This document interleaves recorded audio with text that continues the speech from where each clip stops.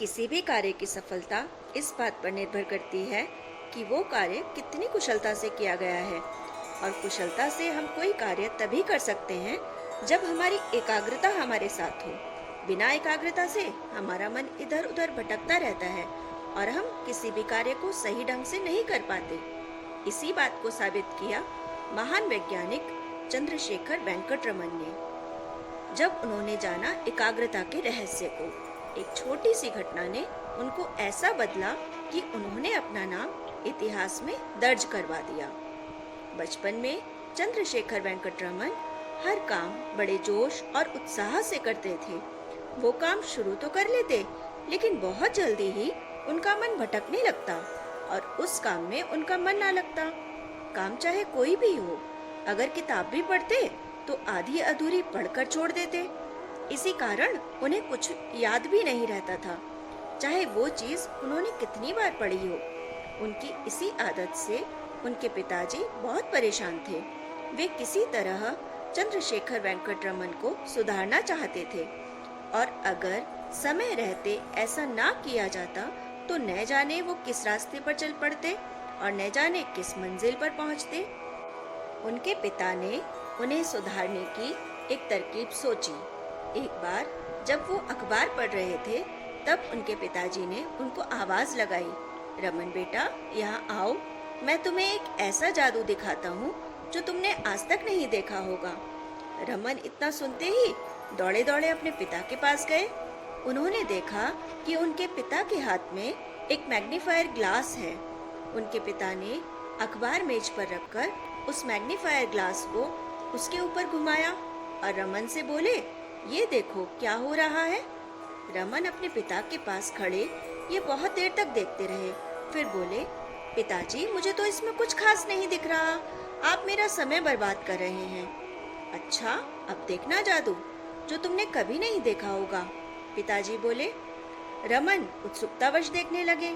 रमन के पिताजी ने उस मैग्नीफायर ग्लास को अखबार पर एक जगह टिकाया और सूरज से आने वाली बिखरी हुई किरणें इकट्ठी होकर एक बिंदु के रूप में दिखने लगी। धीरे धीरे वह जगह जहाँ वो बिंदु दिख रहा था भूरी होने लग गई। अचानक उसमें बदबू आने लगी और वो जगह जलने लगी। वहाँ से हल्का हल्का धुआं भी निकलने लगा। अंततः अखबार में एक छेद हो गया। रमन ये सब बड़े ध्यान से देख रहे थे। तभी उनके पिताजी ने अखबार से वो मैग्नीफाइंग ग्लास हटाया और रमन से बोले, देखा तुमने कैसे इसने अपनी एकाग्रता की शक्ति से एक अखबार को जलाकर अपनी ताकत दिखा दी। लेकिन जब मैं तुम्हारे सामने इसे इधर उधर घुमा रहा था तब इसने कोई असर नहीं दिखाया, या यूं कहो कि यह अपनी ताकत दिखाने में असमर्थ था। जैसे ही इसने एकाग्रता बनाई और सूरज की किरणों को इकट्ठा कर उसकी शक्ति को बढ़ाया और एक जगह पर पहुंचाया, इसके कारण इस अखबार में छेद हो गया। इसी तरह हम भी अपने जीवन में सफलता तभी प्राप्त कर सकते हैं जब हम अपनी एकाग्रता को बढ़ा पाएं।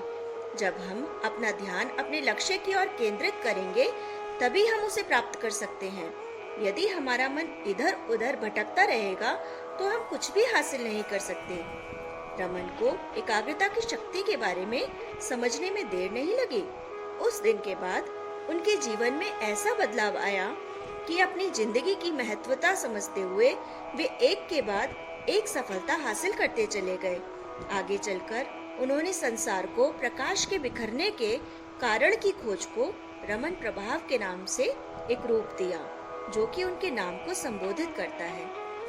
दोस्तों, इसी तरह हम भी अपनी एकाग्रता की शक्ति को बढ़ाकर हर चीज प्राप्त कर सकते हैं। हम कोई भी लक्ष्य निश्चित कर लें, जब तक हम एकाग्रचित होकर उसे लक्ष्य की प्राप्ति के लिए प्रयास नहीं करेंगे तब तक हमें सफलता प्राप्त नहीं होगी।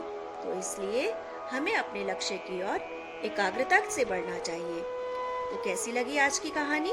अगर आपको ये कहानी अच्छी लगी हो तो इसे लाइक करें, शेयर करें और मेरे चैनल मनमोहक कहानियाँ को सब्सक्राइब करना ना भूलें। तो मिलती हूँ फिर एक नई कहानी के साथ। Till then, bye.